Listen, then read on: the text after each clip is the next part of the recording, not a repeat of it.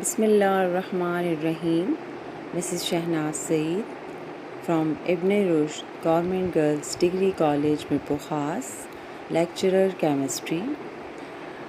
Students, today I am giving you lecture on the first law of thermodynamic, and this is my lecture 5, but the part 2 of the lecture 4. Now we start to discuss about the first law of thermodynamics.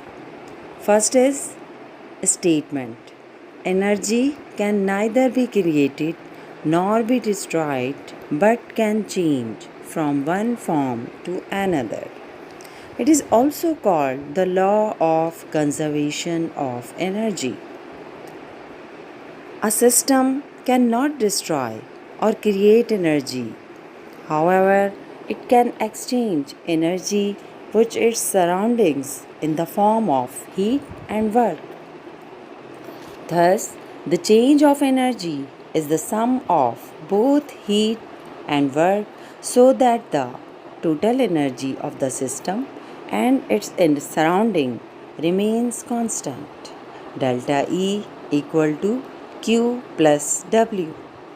The sign of delta E would be positive when the energy of the system is increased and negative when decreased.